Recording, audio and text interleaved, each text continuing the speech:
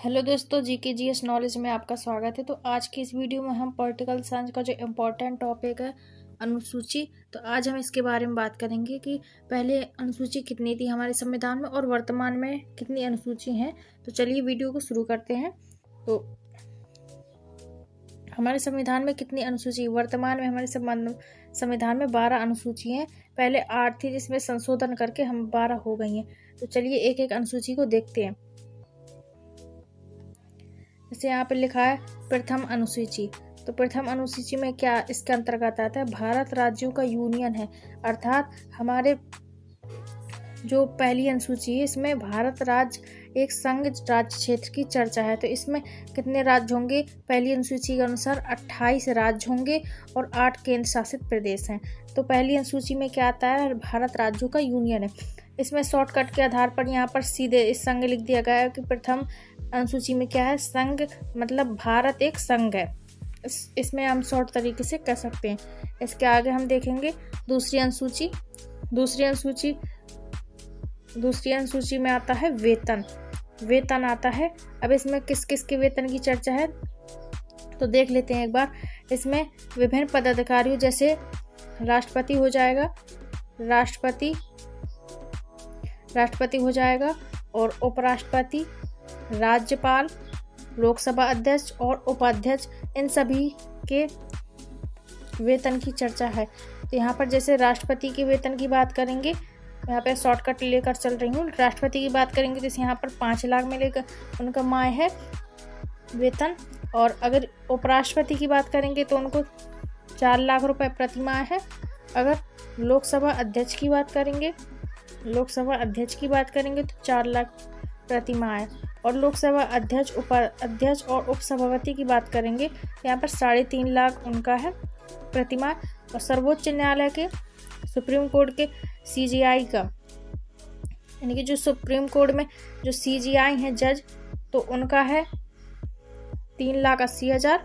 और जो उनसे नीचे हैं, जज नहीं है, सर्वोच्च न्यायालय के न्यायाधीश हैं, उनका है 2.5 लाख, मतलब वकील है वो, उनका 2.5 लाख है जो सरकारी है। इसके आगे यूपीएससी, सीएजी, गवर्नर, आरबीआई के गवर्नर, इनका 2.5 लाख है। तो इसमें सभी के वेतन की चर्चा है। तो इसे हम शॉर्टकट से याद कर रख सकते हैं कि दूसरी अनुसूची में हमारी किस चीज़ की चर्चा है? वेतन की। तो हम यहाँ पर शॉर्टकट लेकर चलेंगे ताकि याद होने में आसानी रहे। तो यहाँ पर वेतन सीधे लेकर चलेंगे। दूसरी अनुसूची में क्या है? वेतन की चर्चा है, जिसमें राष्ट्रपति, उपराष्ट्रपति, सभी जो मंत्री हैं उनके वेतन की चर्चा है। तो हमारी दूसरी अनुसूची होगी।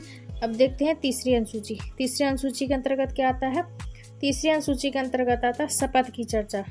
शपथ, जब तीसरी अनुसूची, इसमें विभिन्न प्रकार के पदाधिकारी शपथ लेते हैं। जब चुनाव में जीत जाते हैं तो पदाधिकारी शपथ लेते हैं। इसमें राष्ट्रपति और उपराष्ट्रपति की शपथ की चर्चा नहीं है, क्योंकि राष्ट्रपति उपराष्ट्रपति की शपथ की चर्चा के लिए वहाँ पर एक अलग ही, उनका संविधान में अलग ही भाग है, वहाँ पर इनकी चर्चा है अलग अनुच्छेद में, इसलिए यहाँ पर इनकी चर्चा नहीं है। तो अब देखते हैं चौथी अनुसूची। तो चौथी अनुसूची में आ जाते हैं हमारे राज्यसभा की सीटें। वर्तमान में कितनी राज्यसभा में सीटें रहेंगी और पिछले कितनी है, इन सभी का निर्णय यहाँ पर होता है। तो यहाँ पर राज्यसभा की सीटें हो जाएंगी। 5वीं अनुसूची में देखें तो 5वीं अनुसूची में SC/ST में जो आरक्षण मिला है तो उनकी सीटें हैं। तो यहाँ पर SC/ST की सीटें हैं तो 5वीं अनुसूची में। तो एक बार फटाफट देखते हैं। पहली अनुसूची में क्या है? पहली अनुसूची में संघ, दूसरी अनुसूची में वेतन, तीसरी अनुसूची में शपथ, चौथी में राज्यसभा की सीटें और 5वीं में SC/ST। तो हमारे यहाँ तक 5 अनुसूची कंप्लीट हो गई। इसके आगे अब देखते हैं 6वीं अनुसूची। 6वीं अनुसूची के अंतर्गत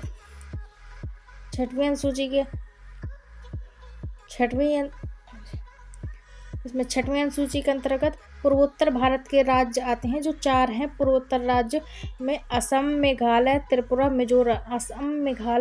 मिजोरम। ये बहुत याद करना जरूरी है क्योंकि ये पूर्वोत्तर राज्य हैं। तो इनकी चर्चा है यहाँ पर असम, मेघालय, त्रिपुरा, मिजोरम।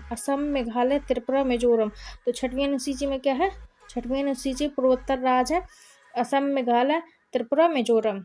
7वीं अनुसूची की बात करेंगे तो 7वीं अनुसूची में शक्ति विभाजन है। यहाँ सर अगर हम ट्रिक लगाने की बात करेंगे तो 7 से 7 आता है और 7 से शक्ति आता है।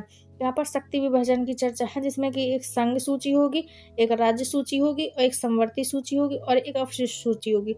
तो हमारे यहाँ पर 3 तरह की सूचियां हैं। संघ सूची में 100 विषय रखे गए हैं, राज्य सूची में 61 विषय रखे गए हैं, समवर्ती में 52 रखे गए हैं तथा अवशिष्ट सूची में जो यूट्यूब, इंस्टा, जो नई नई टेक्नोलॉजी का आविष्कार हो रहा है तो वो अवशिष्ट सूची में आ रहे हैं। तो यहाँ से हमारे 7वीं अनुसूची हो जाएगी, जिसमें शक्ति विभाजन है। शक्ति विभाजन में संघ सूची, राज्य सूची, समवर्ती सूची, अवशिष्ट सूची। जो नया अपडेट होगा वो अब अवशिष्ट सूची में जाता है। तो चलिए अब देखते हैं 8वीं अनुसूची में। 8वीं अनुसूची के अंतर्गत आता है हमारी भाषा। भाषा हमारी कितनी थी, तो यहाँ पर हम देखते हैं, ये इसके अंतर्गत आता है भाषा। इसमें राजभाषा को उल्लेख है। प्रारंभ में 14 भाषा थी, किंतु हो गई हैं। पहले 14 भाषा थी और वर्तमान में जाकर 22 भाषा हो गई हैं। अब इसके आगे देखते हैं, तो 21वां जो संशोधन हुआ था, 21वां संशोधन 1967 में हुआ था। 1967 में सिंधी भाषा जोड़ी गई थी संविधान में। तो हमारी यहाँ से 21वें वहाँ संशोधन हुआ जिसमें कि सिंधी भाषा जोड़ी गई।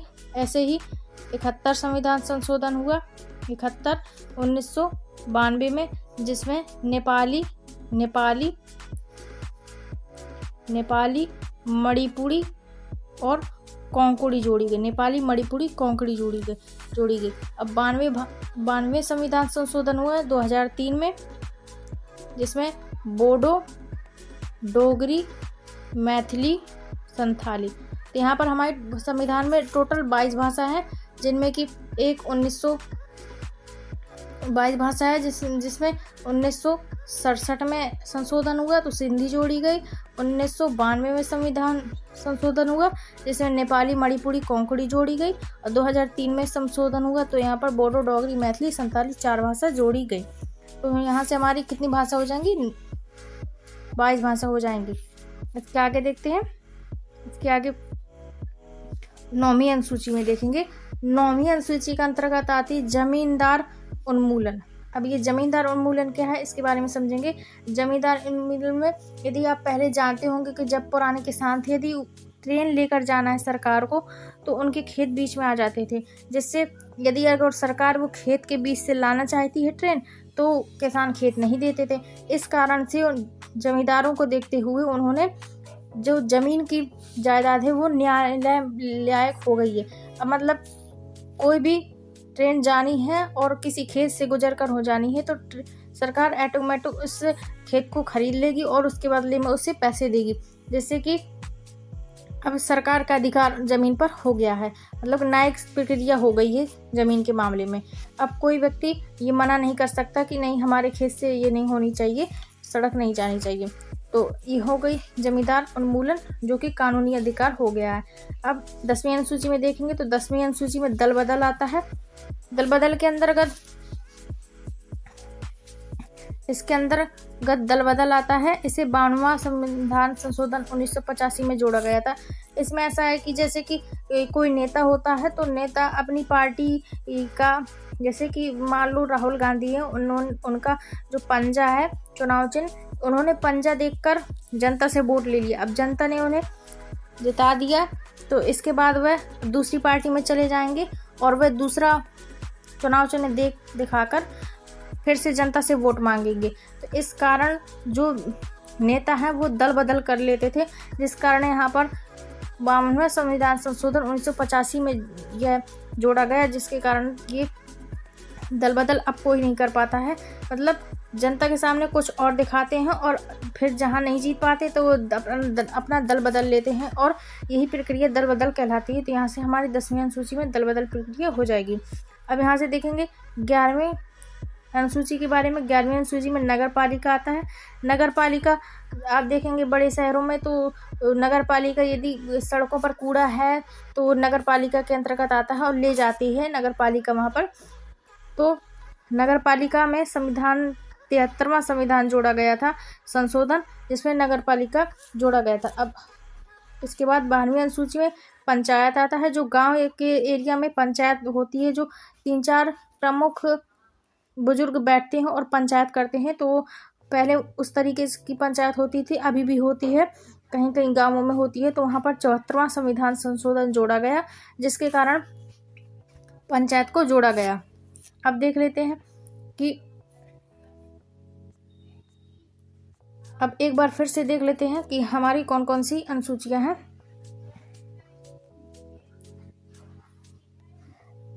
पहली अनुसूची के अंतर्गत आता है भारत एक यूनियन संघ है। भारत में 28 राज्य होंगे और 8 केंद्र शासित प्रदेश होंगे। दूसरी अनुसूची में वेतन की चर्चा है। तीसरी में शपथ की चर्चा। चौथे में राज्यसभा की सीटें। 5वीं में SC ST। 6वीं में पूर्वोत्तर राज्य असम मेघालय त्रिपुरा मिजोरम। असम मेघालय त्रिपुरा मिजोरम। 7वीं में शक्ति विभाजन है, जिसमें संघ सूची में 100, राज्य सूची में 61, समवर्ती सूची में 52 विषय हो जाएंगे। 7वीं में भाषा हो जाएगी और 8वीं में भाषा हो जाएगी और 9वीं में जमींदार उन्मूलन। 10वीं में दल बदल हो जाएगी। 10वीं में हो जाएगी दल बदल और 11वीं में हो जाएगी नगर पालिका और 12वीं में हो जाएगी पंचायत। तो यहाँ से हमारी आज की अनुसूची कंप्लीट हो गई। इसके आगे हम एक चीज़ और देख लेते हैं जो कि बहुत ही ज़्यादा महत्वपूर्ण है। यहाँ पर हमने अपने नोट्स में यहाँ पर जो भारतीय संविधान में जो मेन पद जो विदेशों से लिए गए हैं, तो वहाँ पर हमने लिखने की कोशिश की गई है संविधान के विदेशी स्रोत, जैसे USA है, USA से क्या क्या लिया गया है। एक बार इसे देख लेते हैं, बहुत ही ज़्यादा इम्पोर्टेंट टॉपिक है। अक्सर एग्जाम में पूछा जाता है कि महाभियोग किस देश से लिया गया है, तो महाभियोग उपराष्ट्रपति का पद, मूल अधिकार, न्यायिक पुनरावलोकन सुप्रीम कोर्ट की, वित्तीय आपात और प्रस्तावना कानून संरक्षण, ये सारे विषय USA से लिए गए हैं, अमेरिका से लिए गए हैं। और इसमें UK की बात करेंगे, UK से कौन कौन से विषय लिए गए, एकल नागरिकता, नाम मात्र का राष्ट्रपति, विधि समझ समता समानता, PM का पद, मंत्रिमंडल उत्तरदायित्व, राष्ट्रपति का पद, ये सारे विषय UK से लिए गए हैं। और अगर देखेंगे यहाँ पर कनाडा की बात करेंगे, तो कनाडा से क्या क्या लिया गया, संघीय व्यवस्था, अवशिष्ट सूची, राज्यपाल, GST, तो ये सारे विषय कनाडा से लिए गए हैं। और आयरलैंड की बात करेंगे तो आयरलैंड से DPSP यानी directive principle of state policy, जो भाग 4 में दिया गया है, तो नीति निर्देशक तत्व यहाँ से ली गई। आयरलैंड से राष्ट्रपति का निर्वाचक मंडल, इसमें राष्ट्रपति के चुनाव की प्रक्रिया होगी, वो आयरलैंड से लिया गया। मनोनीत सदस्य जो राज्यसभा और लोकसभा मनोनीत होते हैं, वो आयरलैंड से लिया गया।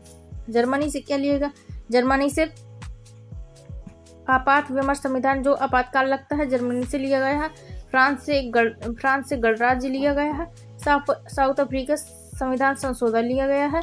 मौलिक कर्तव्य रूस से, पंचवर्षीय योजना रूस से ली गई है। अब पंचवर्षीय योजना नहीं होती है। अब यहाँ पर देखेंगे जापान है, तो जापान में 22वीं कानूनी शब्दावली ली गई। ऑस्ट्रेलिया से क्या ली गई, ऑस्ट्रेलिया से समवर्ती सूची, केंद्र राज्य संबंध के बारे में यहाँ से लिया गया। संयुक्त अधिवेशन यहाँ से लिया गया। प्रस्तावना की भाषा ली गई है, जो हमारे संविधान में प्रस्तावना है, तो ये ऑस्ट्रेलिया से लिया गया है।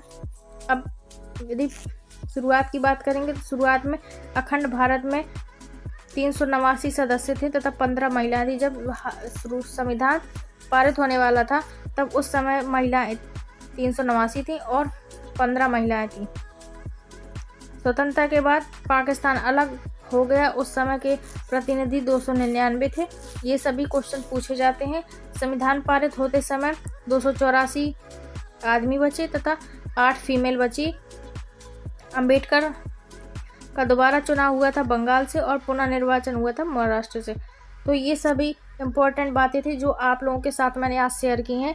तो आप लोग इस वीडियो को ज़रूर पूरा देखिएगा, जिससे कि आप लोगों को बेनिफिट हो। तो चलिए हम लोग मिलते हैं नेक्स्ट क्लास में। यदि आप चैनल पर नए हैं तो लाइक शेयर सब्सक्राइब जरूर करिएगा और ऐसी ही नॉलेज वीडियो देखने के लिए चैनल को सब्सक्राइब करिएगा। चलिए, थैंक यू सो मच। जय हिंद।